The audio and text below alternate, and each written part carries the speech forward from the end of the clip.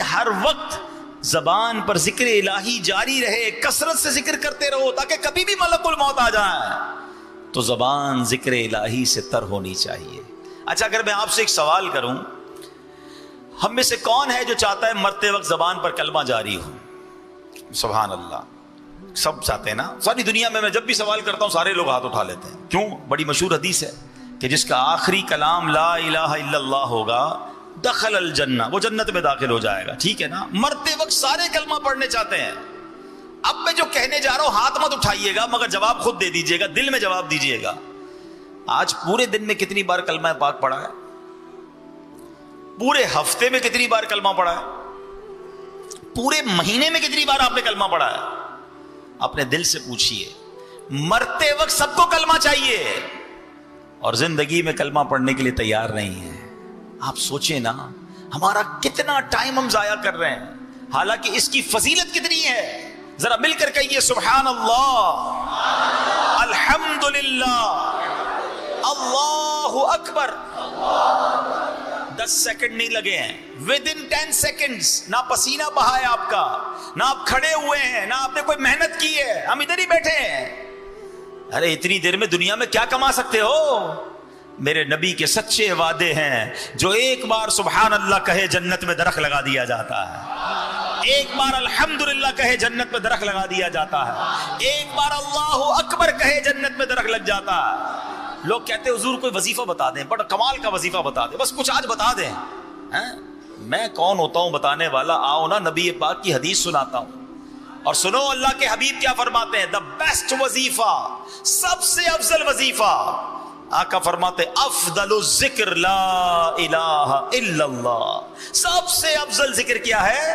لا الہ الا اللہ۔ وظیفہ تو ملا ہوا ہے، پڑھنے کا ٹائم نہیں ہے، فضول باتیں کروا لیں، گھنٹوں بحث کروا لیں۔ اچھا، اب میں دل پر چوٹ کرتا ہوں، اگر آج یہ اعلان ہو جائے گلشن معمار میں یا آس پاس سے بڑے گاؤں گوٹھوں سے بھی لگتا ہے لوگ آئے ہیں ماشاءاللہ، کہ جناب آج کے بعد، یا چلے آج رات کا ہی اعلان کر دیتا ہوں، مسجد کا دروازہ بند کرتے ہیں، جو آج رات میں جتنی بار سبحان اللہ کہے گا اتنے 1000 روپے ملیں گے، ہیں؟ جو جتنی بار کلمہ پاک پڑھے گا اتنے 5000 روپے ملیں گے۔ فجر تک تو کوئی نکلے گا ہی نہیں مسجد سے باہر، تسبیح ہاتھ میں، موبائل بھی بند کر دیں گے، گھر والوں کو کہیں گے خبردار کسی نے فون کیا، آج رات کروڑ پتی بن کے آنا ہے میں نے، اتنے پڑھ لوں گا آج رات میں۔ تو یار کمال ہے، دنیا کے 1000 روپے ملے، دنیا کا انعام ملے، ہماری تسبیح نیچے نہ جائے۔ میرے نبی کا سچا وعدہ ہے، ہر سبحان اللہ پر جنت میں درخت لگا دیا جاتا ہے۔ ہم سارے مل جائیں نا، جتنے بیٹھے ہیں سارے اپنے پیسے ملا لیں، ہم مل کر جنت میں ایک درخت نہیں خرید سکتے، ہے نا؟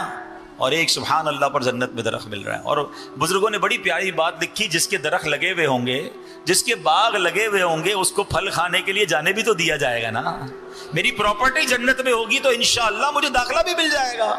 تو ذکر الہی دوسرے لفظوں میں جنت میں جانے کا ٹکٹ ہے۔ تو نیت کریں انشاءاللہ کہ فضول باتوں سے بچ کر ذکر الہی کرتے رہیں گے۔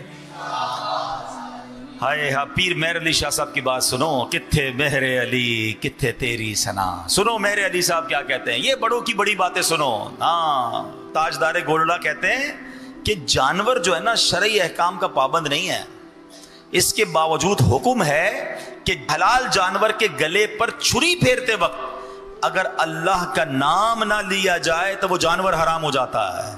فرماتے غور کرو، جو شریعت کا پابند نہیں ہے اس کا دم ذکر اللہ کے بغیر نکل جائے تو وہ حرام ہو جاتا ہے۔ ہماری تو ہر سانس شریعت کی پابند ہے، اگر یہ سانس ذکر اللہ کے بغیر چلی جائے تو یہ سانس کتنی بے فائدہ ہوگی، ہے نا؟ گہری بات، دل پر چوٹ کرنے والی بات ہے کہ جانور شریعت کا پابند نہیں، لیکن اگر اس کا دم نکلتے وقت اس پر ذکر الہی نہ کیا جائے تو وہ حرام ہو جاتا ہے، حلال جانور حرام ہو جاتا ہے، نہیں کھا سکتے آپ اسے، استعمال نہیں کرتے۔ تو ہم تو شریعت کے پابند ہیں، ہماری کتنی سانسیں ذکر الہی کے بغیر ضائع ہوتی ہیں۔ پتہ ہے ہم روزانہ کتنی سانسیں لیتے ہیں؟ ایک کیلکولیشن کے مطابق اب 17,000 سے لے کر 30,000 مرتبہ سانس لیتے ہیں ایک دن میں۔ اب غور کریں، پہلے تو یہ سوچو یار یہ سانس کتنی بڑی نعمت ہے، کبھی سانس روکی ہے؟ کبھی طبیعت خراب ہو، جس کو دما کا مرض ہے نا کبھی اس کو دیکھنا. آئے ہائے اللہ میرے تمام دما کے مریض اسلامی بھائیوں بہنوں کو شفا عطا فرما. سردیوں میں ان کو بڑی تکلیف ہوتی ہے اور جس کی سانس اٹک جائے نا, کووڈ کے زمانے میں آپ نے دیکھا ہوگا, آکسیجن لگا رہے ہیں, سانس نہیں آ رہی ہے, دم گھٹ جائے, کبھی چوک لگ جاتا ہے. کبھی دیکھا ہوگا آپ نے کچھ کھاتے پیتے میں کہیں کھانے میں کوئی ایسی بے احتیاطی ہو جائے یا باتیں کرتے کرتے کھانا کھائیں تو کہتے ہیں نا سانس کی نالی میں لقمہ چلا گیا یا کوئی دانا چلا گیا, جان نکل جاتی ہے تھوڑی دیر کے لیے. لوگ پیچھے سے مار رہے ہوتے ہیں, سانس آ جائے کسی طرح, یعنی اس وقت احساس ہوتا ہے کہ ایک سانس کتنی قیمتی ہے. روزانہ 17,000 بار بغیر اللہ کا شکر ادا کیے. ہم کون شکر ادا کرتا ہے کہ 17,000 سانسیں اندر بھی گئیں. اور جو زیادہ سانس لیتے ہیں, جن کی جناب بھاگ دوڑ کی عادت ہے, کہتے ہیں کہ کیلکولیشن ہے کہ 17,000 سے لے کر 30,000 تک بیچ میں کوئی بھی کیلکولیشن بن سکتی ہے. کوئی 18,000 لیتا ہوگا, کوئی 20,000 سانسیں. 20,000 سانسیں اندر گئیں روز. 20,000 بار باہر نکلی, ایک بار رک جائے تو زندگی ختم ہو جائے گی. سانس رکے زندگی ختم. سانسیں ہی تو زندگی ہے نا. آ گئی تو زندگی, چلی گئی تو موت ہے. یہی تو سانس ہے. خدا کی قسم روز 17,000 بار تو شکر ادا کرنا چاہیے تھا, مگر یہ زبان ہے جو شکوے کرتے نہیں تھکتی ہے. بغیر پیسوں کے اللہ نے سانس دی ہے, ہر سانس پر ٹیکس لگا دیا جائے. پیسے ہی نہیں رکھتے نا, فری میں اندر بھی جا رہی ہے, باہر بھی نکل رہی ہے. آکسیجن اندر, کاربن ڈائی آکسائڈ باہر. میرا موضوع نہیں ہے, ورنہ میں نے ایک بیان اس پر کیا تھا, کبھی موقع ملے گا دوبارہ آپ کو بتاؤں گا کہ آپ اگر جو سائنس کے اسٹوڈنٹ ہیں نا ان سے پوچھئے گا, انٹرنیٹ پہ اب تو سرچ کر لیں, بڑا آسان ہو گیا ہے, کہ اس ہوا سے آکسیجن نکالنا اور کاربن ڈائی آکسائڈ کو الگ کرنا یہ کتنا مہنگا کام ہے. یہ پورا پلانٹ ہے.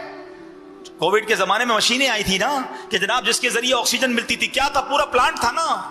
اللہ نے اندر یہ پلانٹ فٹ کیا ہوا ہے, کوئی قیمت نہیں دے رہے ہم, فری میں سانسیں آ رہی ہیں. وہ بڑا مشہور ایک عرب شریف کے ایک بندے کی پوسٹ مشہور ہوئی تھی کہ ایک بندہ جو تھا اس کو پرابلم آیا سانس کا کووڈ کے زمانے میں, تو 18-20 دن ہاسپٹل میں رہا. اس کا بل بن گیا پاکستانی کوئی 25-30 لاکھ روپے. بہت مالدار آدمی تھا. جب بل ہاتھ میں آیا تو رونے لگا. ڈاکٹر سمجھے پیسے نہیں ہیں. کہ بھائی جان اگر پیسے نہیں ڈسکاؤنٹ دے دیتے, رو کیوں رہے ہیں؟ کہتے پیسے بہت ہیں میرے پاس, مگر یہ سوچ رہا ہوں 18-20 دن ہاسپٹل میں رہا, میرا 15-20 لاکھ روپے بل بن گیا. مجھے اللہ نے 72 سال سے فری میں سانسیں دی ہیں, فری میں آکسیجن دی ہے. میں اللہ کا کتنا بڑا مقروض ہو گیا ہوں, میں ادھر کیسے جواب دوں گا؟ اور یہ تو ایک نعمت ہے, آنکھوں کا جواب, زبان کا جواب, ہضم ہو رہا ہے, پی رہا ہوں پانی فری میں, ہاتھ کام کر رہے ہیں, زبان کام کر رہی ہے, سن رہا ہوں پراپرلی. کس نعمت کا شکر ادا, کیسے جواب دوں گا؟ اور پھر کہتے مجھے اللہ نے دیا نہیں کچھ, پھر کہتے میں پیچھے رہ گیا. پھر شکوے شکایت نہ کرو. ایسا کم از کم ذکر تو کر لو یار, اس مالک کو یاد تو کر لو, اس اپنی زبان کو تو اس کے ذکر سے تر کر لو. اس کا بھی ٹائم نہیں. کاش پیر میر علی شاہ صاحب والی بات سمجھ آ جائے کہ جانور جو شریعت کا مکلف نہیں, اس پر اللہ کا نام نہ لو ذبح کرتے وقت وہ حرام ہو جاتا ہے. ارے تمہارا دم بغیر ذکر کے نکل گیا تو کیا کرو گے؟ ایسی تو زندگی گزارے نا کہ اللہ کرے مرتے وقت زبان پر کلمہ جاری ہو جائے. جس کی زبان پر کلمہ آتا ہی نہیں وہ مرتے وقت کیسے پڑھے گا؟ جو پورے دن میں اللہ کو یاد نہیں کرتا وہ مرتے وقت کیسے کلمہ پڑھے گا, کیسے ذکر الہی کرے گا؟ سوچو نا. آپ نے دیکھا ہوگا, چلے میں ایک اور آپ کو مثال کے ذریعے سمجھاتا ہوں. ماشاءاللہ جن کی زبان پر ذکر و درود جاری ہوتا ہے نا, جب ان کو کوئی ڈیفیکلٹ ٹائم آتا ہے نا, کوئی مشکل وقت آتا ہے, گاڑی کا ایکسیڈنٹ ہوتے ہوتے بچ جاتا ہے, کوئی دھکا لگتا ہے, کوئی ٹینشن آتی ہے, فوراً زبان سے کیا نکلتا ہے؟ یا اللہ, یا رسول اللہ, لا الہ الا اللہ. کیوں؟ عادت ہے. اور جن کی گالیوں کی عادت ہے, جن کی معاذ اللہ بری باتیں کرنے کی عادت ہے, ہم نے دیکھا ہے ان کی گاڑی سٹاپ ہوتی ہے, جھٹکا لگتا ہے, فوراً زبان سے گالی نکلتی ہے. کیوں؟ کیونکہ جو اندر ہوتا ہے نا تو وہ باہر نکلتا ہے. یاد رکھیے گا, مرتے وقت ہمیں ایک جھٹکا لگے گا, ایک موت کا جھٹکا ہوگا, اور جو اندر ہوگا اگر وہ باہر آ گیا تو پھر کیا ہوگا؟ اندر ایسا بھر لو, اپنے دل کو ایسا صاف کر لو, ذکر الہی کے ایسے عادی بن جاؤ کہ جب موت کا جھٹکا لگے تو میری زبان سے کلمہ پاک نکل جائے. تمنا کیا ہے؟ میں سو جاؤں یا مصطفیٰ کہتے کہتے, کھلے آنکھ صلی اللہ کہتے کہتے اچھی عادتیں پتہ کیسے کام آتی ہیں. پچھلے دنوں میں ایک بات پڑھ رہا تھا, کیا کمال کی بات تھی, ایمان تازہ ہو گیا. سنت طریقہ کیا ہے؟ سیدھے ہاتھ سے دو, سیدھے ہاتھ سے لو, ٹھیک ہے نا. آج نہیں ہے لوگوں کو اس سنت کی فکر ہی کوئی نہیں ہے. الٹے ہاتھ سے دے رہے ہیں, الٹے ہاتھ سے لے رہے ہیں, الٹے ہاتھ سے کھا رہے ہیں, الٹے ہاتھ سے پی رہے ہیں. Nobody care about. ہم نے پیر و مرشد سے سیکھا, امیر اہل سنت سے, کہ آپ عادت کیسے بناتے ہیں. آپ اپنی اور اپنے بچوں کی عادت پتہ کیسے بنا سکتے ہیں؟ آپ سیدھے ہاتھ سے کوئی چیز دیں اور اگلے سامنے والے نے الٹا ہاتھ آگے بڑھائے نا, آپ واپس لے لیں کہ نہیں پہلے سیدھا ہاتھ. اب وہ سیدھا ہاتھ بڑھائے تو دے دیں اس کو یاد رہ جائے گا نا کہ یار سیدھے ہاتھ سے لینا ہے. کمال کی بات سنو گے, ایمان تازہ ہو جائے گا. بزرگ کہتے ہیں سیدھے ہاتھ سے ہر چیز دینے اور لینے کی عادت بناؤ. جب قیامت کے دن تمہیں نامہ اعمال دیا جائے گا, تمہارا سیدھا ہاتھ ہی آگے بڑھ جائے گا, اور جس کو سیدھے ہاتھ میں نامہ اعمال مل گیا اس کی مغفرت کر دی جائے گی. چاہیے نا سیدھے ہاتھ میں نامہ اعمال, تو دنیا میں سیدھا ہاتھ استعمال کرو نا اچھی چیزوں کے لیے. ادھر فکر ہی کوئی نہیں ہے. ایک اور کمال کی بات, اٹھنے کی جو دعا ہے کیا ہے؟ الحمدللہ الذی احیانا بعد ما اماتنا والیہ النشور. کیا پیاری دعا. اللہ یہ دعا ہی سمجھ آ جائے نا تو ایمان تازہ ہو جاتا ہے. اس بندے کو میسج مل رہا ہے, اس رب کی مہربانی, اس رب کا شکر جس نے مرنے کے بعد مجھے زندہ کیا. احیانا بعد ما اماتنا. اب یہاں ایک اور بھی بات ہے جناب, میں مر کے تو زندہ نہیں ہوا, میں تو سو کے کھڑا ہوا ہوں. یہی تو میسج ہے. تم روز موت کے قریب جا کر واپس آ رہے ہو. جب سوتے ہیں تو کیا ہوتا ہے؟ کچھ نظر آتا ہے؟ کون آیا, کون گیا, کیا ہوا, کچھ پتہ نہیں, ایسے بے سدھ ہو کے سوتے ہیں.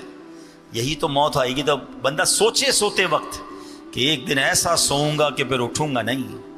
ہر روز صبح اٹھ کے اللہ کا شکر ادا کرے کہ اللہ ایک اور چانس دے دیا, ایک اور دن دے دیا, ایک اور دن دے دیا توبہ کے لیے. الحمدللہ الذی احیانا بعد ما اماتنا والیہ النشور. اس رب کی مہربانی, شکر, تعریف اس رب کی جس نے مجھے مرنے کے بعد پھر زندہ کیا. والیہ النشور, اسی کی طرف لوٹ کر جانا ہے. علماء کہتے ہیں جو اس دعا کا عادی ہوگا نا, جب قیامت کے دن قبر میں اس کی آنکھ کھلے گی, وہ اٹھے گا, پھر اس کی زبان پر یہ دعا جاری ہو جائے گی. اور جو صبح قیامت یہ دعا پڑھتا ہوا اٹھے گا, بن گیا نا اس کا کام, اللہ کا نام لیتے ہوئے اٹھے گا نا. تو یہ ہے اچھی عادتوں کے فائدے. نہ ذکر کرتے ہیں, نہ کلمہ پڑھتے ہیں, نہ درود پڑھتے ہیں, بری باتیں. اور پھر کہتے ہیں مشکل دور نہیں ہو رہی, ٹینشن دور نہیں ہو رہی, مرتے وقت کیسے کلمہ نصیب ہوگا. اللہ کرے کہ آج یہ بات میں بھی طے کر لوں اور آپ بھی طے کر لیں کہ اب انشاءاللہ فضول باتوں سے بچ کر اللہ کے ذکر سے اپنی زبان کو تر رکھیں گے انشاءاللہ. اللہ اکبر. اب ذکر اللہ کی عادت کیسے بنائیں؟ ہاں یہ ذرا آپ زبردست بات کر لیتے ہیں.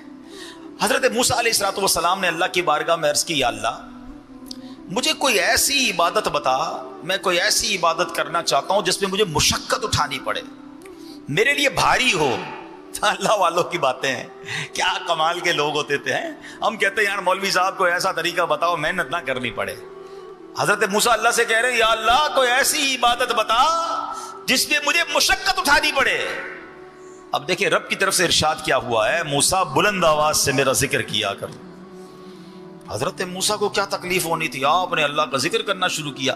جتنا ذکر کرتے گئے اتنا مزہ آتا گیا, اتنا لطف آتا گیا, آپ اور ذکر کرتے گئے اور ذکر کرتے گئے. اللہ سے عرض کی یا اللہ میں نے تو تجھ سے عرض کیا تھا مجھے کوئی ایسی عبادت بتا جس میں مجھے تکلیف ہو, مشقت ہو, ڈیفیکلٹی ہو. میں تو ذکر کیے جا رہا ہوں, مزے کو مزہ آ رہا ہے. ارشاد ہوا اے موسیٰ یہ تو آپ پر میری مہربانی ہے کہ آپ کو میرے ذکر میں لذت آتی ہے, ورنہ فرعون کو دیکھیے اس نے اپنا تاج و تخت, قوت و سلطنت سب برباد کر لیا, دریا میں غرق ہو جانا منظور کر لیا, مگر ایک مرتبہ بھی میرا نام اپنی زبان پر لانا گوارا نہ کیا. اس کا مطلب پتہ ہے کیا ہوا کہ خوش نصیب وہ ہے جسے ذکر کی توفیق ملتی ہے, جسے ذکر میں لطف آتا ہے, جسے ذکر کرنے کا جی چاہتا ہے. ورنہ آج کے دور میں تسبیح بڑی بھاری لگتی ہے, اٹھتی نہیں ہے تسبیح, فوراً جیب میں رکھ لیتا ہے انسان. موبائل چھوڑنے کا جی نہیں چاہتا, موبائل ذکر کرنا ہے تو موبائل چھوڑنا پڑے گا نا. نہیں میں تھوڑا اور موبائل میں لگ جاؤں, تھوڑا اور ٹی وی, تھوڑا اور معاذ اللہ فلمیں ڈرامے, دوستوں کی گپ شپ چھوڑنے کا جی نہیں چاہتا. ایک تو منہ میں پان گٹکا نہ جانے کیا کیا آپ رکھتے ہیں کہ جناب وہ نکالیں گے تو ذکر کرو گے نا. امیر اہل سنت بڑی پیاری بات فرماتے ہیں, آپ فرماتے ہیں پان اینٹی درود ہے, اس لیے میں پان نہیں کھاتا، کیونکہ منہ میں جتنی دیر پان ہوگا اتنی دیر درود نہیں پڑھ سکوں گا. اپنے آپ کو بیزی ایسا کر لیا ہم نے کہ اب ذکر و درود پڑھنا مشکل ہو گیا ہے. تو نہ کریں میرے پیارے اسلامی بھائیوں، اپنے آپ کو ان فضولیات سے بچائیں، اور سبحان اللہ جس کو ذکر میں مزہ آ رہا ہے وہ اللہ کا شکر ادا کرے. ذرا کہو تو صحیح سبحان اللہ، الحمدللہ، اللہ اکبر، لا الہ الا اللہ، محمد الرسول اللہ، سبحان اللہ وبحمدہ، سبحان اللہ العظیم. ہائے ہائے کیسا پیارا ذکر ہے، کرتے جاؤ ایسا لگتا ہے رحمت کے دریا میں تیر رہے. اور جس کو نہیں مزہ آ رہا نا وہ چیک کرے کہ اندر بیماری ہے. مجھے ذکر میں کیوں لطف نہیں آ رہا؟ مالک کا نام لیتے ہوئے مزہ نہیں آ رہا. اللہ کا نام پتہ ہے کیسا ہے؟ ہاں، اللہ کے نام کے راز بھی کمال کے ہیں.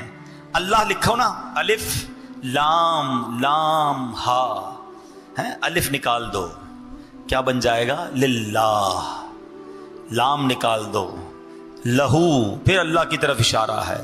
ایک اور لام بھی نکال دو، ہو، پھر بھی اسی کی طرف اشارہ ہے. اور لفظ اللہ کا ہر لفظ اللہ کی طرف ہمیں توجہ دلاتا ہے. کاش یہ لفظ دل پر نقش ہو جائے اور اپنے رب کے ذکر کا لطف اٹھانا ہم شروع کر دیں. اب علماء نے بڑی پیاری بات لکھی، ایک بڑا پیارا جدول بھی بیان کیا. اگر آپ کا ذہن بن رہا ہے نا کہ یار میرا اکثر وقت ذکر الہی میں رہے، آپ کہیں یار اس کاروبار کیسے ہوگا، دنیا کے کام کیسے ہوں گے، دیکھو کیسے پاسبل ہے. اب ذرا غور سے سنتے جائیے گا. اب اصل بات ہے ذہن بننے کی. امیر اہل سنت کو ایک بار دیکھا گیا، آپ امامہ باندھ رہے تھے اور ہونٹ ہل رہے تھے. تو کسی نے پوچھا آپ کیا پڑھ رہے ہیں؟ فرمایا میں اللہ اللہ اللہ پڑھ رہا ہوں تاکہ امامہ باندھتا رہوں تو اس وقت بھی میرے زبان ذکر الہی سے فارغ نہ رہے. صرف ذہن بننے کی دیر ہے نا. آپ کے پاس دن میں ایسا بہت سارا ٹائم ہوتا ہے جس پہ آپ کی زبان فارغ ہوتی ہے. آپ موٹر سائیکل چلا رہے ہیں، آپ گاڑی چلا رہے ہیں، آپ بس میں جا رہے ہیں، آپ پیدل چل رہے ہیں. زبان کا کیا کام ہے؟ صرف ذہن بننے کی دیر ہے کہ یار اس وقت بھی تو میں اللہ اللہ کر سکتا ہوں، لا الہ الا اللہ. ایک تسبیح کلمہ پاک بھی پڑھ لوں، ایک تسبیح سبحان اللہ کی پڑھ لوں، 2 تسبیح درود پاک کی پڑھ لوں، لا حول شریف پڑھ لوں. آپ کو مزہ آ جائے گا نا جس دن ذکر کا، اور اس کی فضیلتیں یاد ہو جائیں گی کہ یار یہ پڑھنے پر یہ نیکی، یہ پڑھنے پر یہ نیکی، سبحان اللہ. یہ ذہن بننے کی دیر ہے. پھر آپ دیکھو ٹائم نکالو اور ٹائم نکلتا ہی چلا جائے گا. لیکن نہیں، ہمیں تو فضول وقت میں بھی لوگوں کو ہیڈ فون لگا کر معاذ اللہ گانے سننے ہیں، میوزک سننی ہے. اپنے ٹریول ٹائم کو تو درود ٹائم بناؤ، ذکر ٹائم بناؤ. اب سنو، علماء نے لکھا کہ اگر پورے ٹائم کو ذکر الہی میں کثرت سے گزارنا ہے نا تو دن میں 5 نمازیں فرض ہیں. نماز بھی ذکر اللہ ہے. 5 نمازیں اول آخر کوشش کریں کہ سنتوں اور نوافل کے ساتھ پڑھیں. اس میں انشاءاللہ 1.5-2 گھنٹے، ٹوٹل 2 گھنٹے انشاءاللہ آپ کے پورے دن میں ذکر الہی میں گزر جائیں گے. پھر 5 نمازوں میں 3 نمازیں وہ ہیں کہ جن میں وقفہ کافی زیادہ ہے، عشاء سے فجر اور فجر سے ظہر. تو کوشش کریں کہ عشاء سے فجر کے درمیان بھی بیچ میں ٹائم نکال کر تھوڑے سے نوافل پڑھ لیں. اللہ توفیق دے تو تہجد پڑھ لیں، اس میں کچھ سورہ ملک کی تلاوت کر لیں، کچھ صلاۃ التوبہ پڑھ لیں، تو رات میں مزید کچھ عبادت ہو گئی. اچھا، اب اس کے بعد فجر سے ظہر بہت بڑا ٹائم ہے، اللہ توفیق دے تو اشراق چاش کے نوافل پڑھ لیا کریں، تو انشاءاللہ یہ وقت بھی آپ کا ہو جائے گا. اب نمازوں کے بعد، ہر نماز کے بعد تسبیح فاطمہ پڑھیں، 33 بار سبحان اللہ، 33 بار الحمدللہ، 34 بار اللہ اکبر. ایک تسبیح کلمہ پاک کی پڑھ لیں، اللہ توفیق دے تو 100 بار درود پاک پڑھ لیں. تو یہ بھی آیت الکرسی پڑھ لیں. تو اب کیا ہوا، یہ ذکر و اذکار بھی آپ کی لائف میں، روٹین میں شامل ہو جائیں گے. سبحان اللہ. تو اس سے کیا ہوگا کہ آپ کے دن کا جو اکثر وقت ہے وہ ذکر الہی میں گزر رہا ہے، یا اللہ کی یاد میں گزر رہا ہے. خاص طور پہ جو فجر اور عصر کا وقت ہے نا، یہ بڑا خاص وقت ہے. اللہ قرآن میں فرماتا ہے وَسَبِّحْ بِحَمْدِ رَبِّكَ قَبْلَ طُلُوعِ الشَّمْسِ وَقَبْلَ غُرُوبِهَا. اور سورج کے طلوع ہونے سے پہلے اور غروب ہونے سے پہلے اپنے رب کی حمد کے ساتھ اس کی پاکی بیان کرتے رہو. تو اب سبحان اللہ ہمیں کرنا کیا چاہیے کہ ان 2 وقتوں میں خصوصیت کے ساتھ ذکر و اذکار مقرر کر لیے جائیں. فجر کے بعد اور عصر کے بعد تلاوت قرآن کی کچھ عادت کر لیں. امیر اہل سنت نے شجرہ شریف کی اوراد دیے ہیں عصر کے بعد پڑھنے کے، فجر کے بعد پڑھنے کے، وہ پڑھ لیں. اللہ بہت توفیق دے تو مغرب کے بعد اوابین پڑھ لیں. تو انشاءاللہ عز و جل اب جب آپ کیلکولیٹ کریں گے تو انشاءاللہ ہر تھوڑی دیر بعد آپ کو کوئی نہ کوئی عبادت، کوئی نہ کوئی ذکر، کوئی نہ کوئی اللہ کی یاد آپ کے روٹین میں شامل ہو جائے گی۔ اللہ اکبر!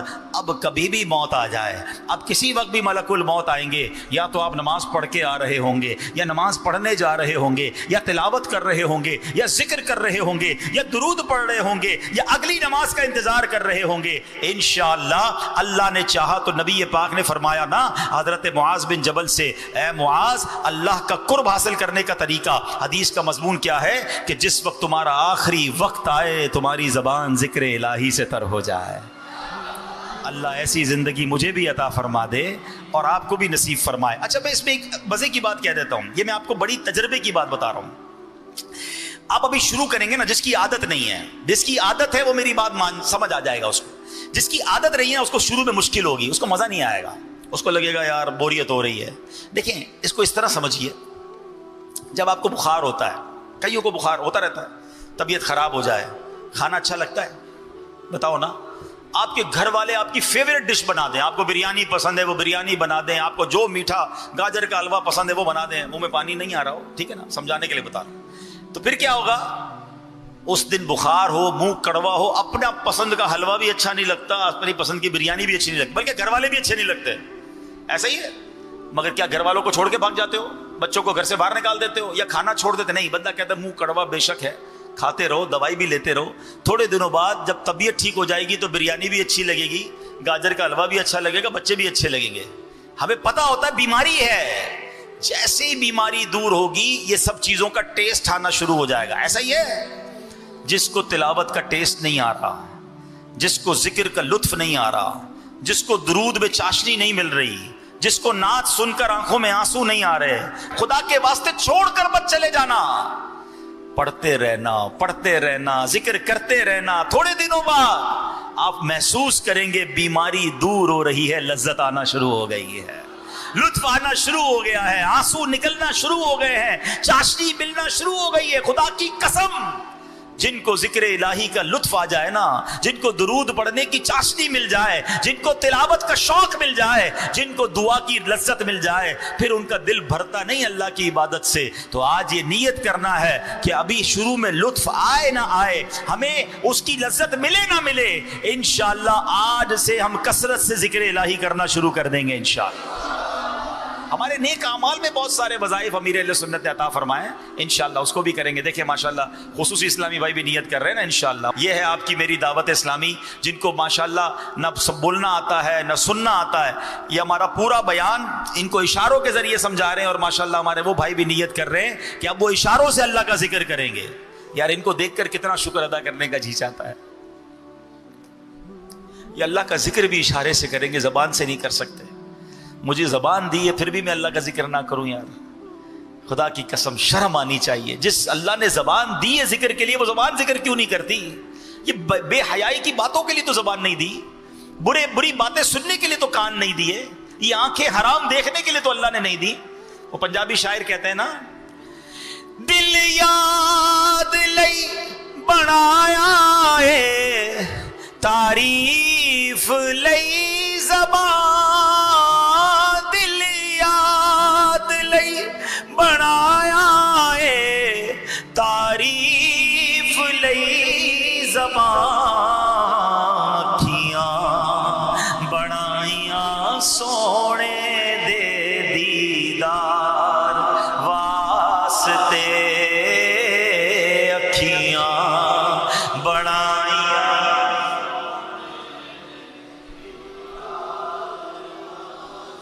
صلو علی الحبیب۔ ذکر الہی اور درود پاک طے ہو گیا انشاءاللہ، فضول باتوں سے بچیں گے انشاءاللہ، روزانہ کثرت سے درود پڑھیں گے، روزانہ کثرت سے کلمہ پاک پڑھیں گے انشاءاللہ۔ آپ بس ذکر میں دل لگا لو، آپ اگر یہ ذہن بنا لو نا، ہر سبحان اللہ پر جنت میں درخت لگ رہا ہے، ہر درود پر 10 رحمتیں، 10 گناہ معاف، 10 درجے بلند، اور اپنے آپ کو چوٹ دیا کرو کہ یار پیسے ملتے تو پڑھتا کہ نہیں پڑھتا ہے، اور اب نہیں پڑھ رہا، تو پھر انشاءاللہ ذہن بن جائے گا انشاءاللہ۔ اب آتے ہیں، 3 کام تھے نا، یہ تو ہو گیا ذکر الہی، اس نور والے نور میں لپٹے ہوئے آدمی کے 3 اوصاف تھے نا، اس کی زبان ذکر الہی سے تر رہتی تھی۔ دوسرا اس کا عمل کیا تھا؟ اس کا دل مسجد میں لگا رہتا تھا. ہائے ہائے، بخاری اور مسلم کی حدیث ہے، قیامت کے دن وہ 7 لوگ جو اللہ کے عرش کے سائے میں ہوں گے، ان میں ایک وہ ہوگا جس کا دل مسجد میں لگا رہتا ہے. اللہ کے عرش کا سایہ سمجھتے ہو؟ سورج 1 میل پر، زمین تابے کی، گرمی سے برا حال، اور اللہ کے عرش کے سائے کے سوا کوئی سایہ نہیں ہوگا. جو 7 قسم کے خوش نصیب ہوں گے، ان میں ایک وہ ہے جس کا دل مسجد میں لگا رہے. اس کا مطلب کیا ہے؟ علماء نے لکھا کہ ایک تو مسجد میں نمازوں کے لیے جاتا رہے، اور جب مسجد سے گھر جائے نا، کاروبار پر جائے، باہر جائے، پھر دل مسجد میں لگا رہے. یار آپ اگلی نماز کب ہوگی؟ کچھ لوگوں کا دل کہاں ہوتا ہے؟ گھر لگا ہوتا ہے. یار گھر کب جائیں گے؟ جلدی کاروبار ختم ہو، گھر جانا ہے، بچے ہیں، فیملی ہے. جیسا گھر جانے کا جی چاہتا ہے نا، گھر میں دل لگا رہتا ہے. کاش ہمارا مسجد میں دل لگا رہے کہ ہر تھوڑی دیر بعد یہی خیال آئے کہ مسجد میں کب جانا ہے. اب یہاں پرابلم یہ ہے کہ مسجد میں دل لگا رہنا یہ تو چند لوگوں کا معاملہ ہے، ورنہ بہت بڑی تعداد وہ ہے جن کا مسجد میں آ کر بھی بھاگنے کو جی چاہتا ہے. مسجد میں آتے ہیں تو بھی بے سکون ہوتے ہیں. مسجد میں آتے بھی ہفتے میں 1 بار ہیں. کچھ لوگ تو جمعے کو ہی آتے ہیں نا، باقی آتے ہی نہیں ہے. اور بد نصیب کچھ تو ایسے ہیں جو جمعے کو بھی نہیں آتے، عید کی نماز میں آتے ہیں. 15 شعبان کو کیا ہوا؟ پوری مسجدیں بھر گئی، پورے کراچی کی، پوری دنیا کی مسجدوں میں رش. پھر 16 شعبان خالی ہو گئی. ایسا کیوں کرتے ہو بھائی؟ آئیں تو پھر آ جاؤ نا یار، کتنا سکون ہے اللہ کے گھر میں. تو اس بار نیت کریں کہ رمضانوں میں بھی آئیں گے، رمضانوں کے بعد بھی مسجد سے ہمارا انشاءاللہ رابطہ رہے گا انشاءاللہ. اب مسجد چھوڑ کے نہیں جائیں گے انشاءاللہ. ہاں، اللہ کے حبیب علیہ الصلوۃ والسلام کی حدیث سن لو، جن کا مسجد میں دل لگتا ہے. نبی پاک نے فرمایا، جس طرح کوئی شخص کھو جائے، اس کے گھر والے اسے تلاش کرتے پھرے مگر اس کا کہیں پتہ نہ چلے، پھر کافی عرصے بعد وہ کھویا ہوا شخص گھر واپس آئے تو جتنی خوشی ان گھر والوں کو ہوتی ہے، اللہ پاک اس بندے سے اتنا ہی خوش ہوتا ہے جو مسجد کو ذکر و نماز کے لیے اپنا گھر بنا لیتا ہے.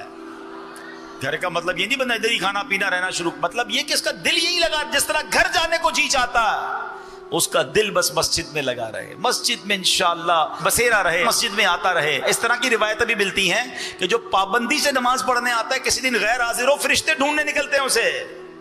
ہائے ہائے کیسے خوش نصیب ہیں. تو اللہ مجھے بھی یہ توفیق دے، آپ کو بھی یہ توفیق دے کہ انشاءاللہ اب مسجد کے ساتھ ہمارا تعلق مضبوط ہوگا انشاءاللہ. وہ سارے عاشقان رسول میری بات غور سے سنیں. ادھر روتے ہیں یا اللہ کعبہ دکھا دے، مدینہ دکھا دے، تڑپتے ہیں. ادھر جا کے کتنی دیر بیٹھتے ہو مسجد نبوی شریف میں؟ کتنی دیر مسجد الحرام میں بیٹھتے؟ کیلکولیٹ کریں کہ پورے 24 گھنٹے میں کتنے گھنٹے بیٹھا. اب آپ کو لگ رہا ہوگا بہت دیر بیٹھا، کیلکولیٹ کر لیں کتنے گھنٹے.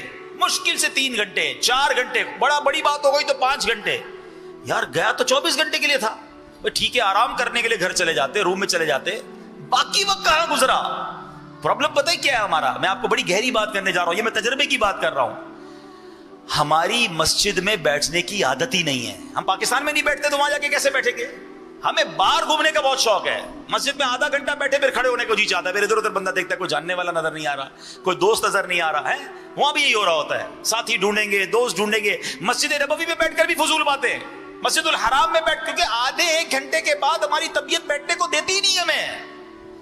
اللہ کرے کہ مسجد والے بن جائیں، مسجد میں سکون مل جائے، بیٹھے تو کھڑے ہونے کو جی نہ چاہے. اور یہ نصیب والوں کو ملتا ہے، شروع میں نہیں ملے گا. جو اس بار مکے مدینے جا رہے ہیں میری بات نوٹ کر کے جانا، اگر آپ مسجد الحرام میں بیٹھے ہیں، مسجد نبوی میں بیٹھے اور اٹھنے کو جی چاہے نا، پھر بٹھاؤ اپنے آپ کو.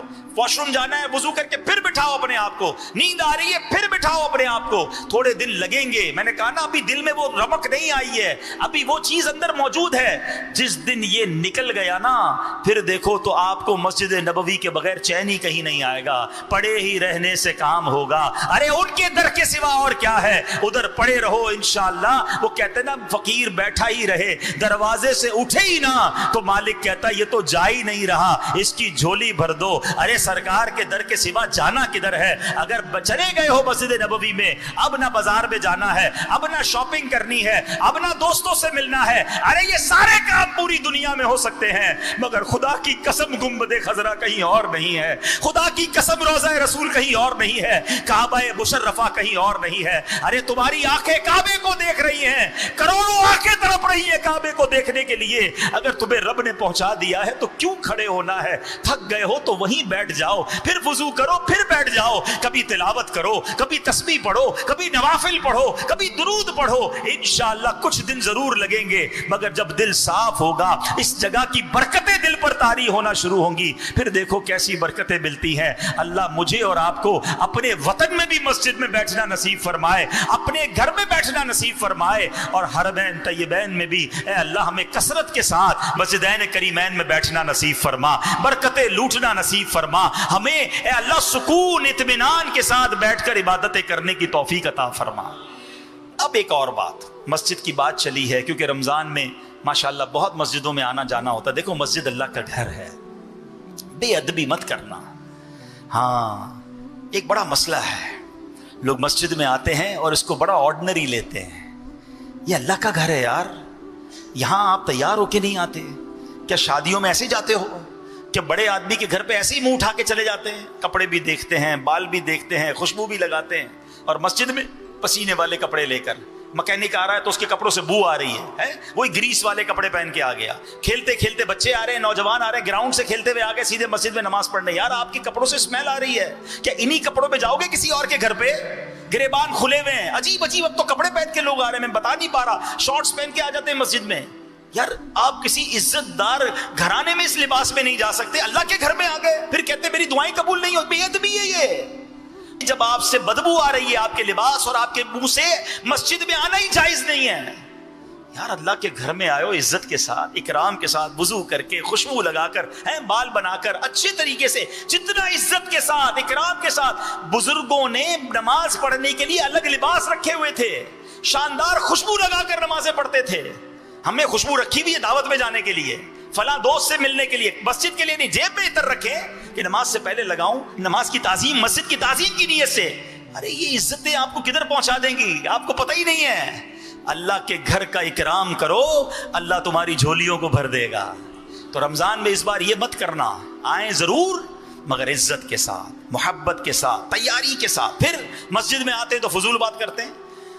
रिवायतों में आता है मस्जिद में दुनियावी बात करना नेकियों को ऐसे खा जाता है जैसे आग लकड़ी को खा जाती है। अब आए नेकियां कर रहे हैं और आके भाई हाँ भाई क्या चल रहा है आजकल, सब ठीक है, कारोबार कैसा जा रहा है, आजकल सोने का दाम अच्छा, हर किसी को सोने का रेट रोज मालूम करना है। भाई हमें भी पता है रेट बढ़ रहा है, लेना है नहीं फिर भी रेट मालूम करना है।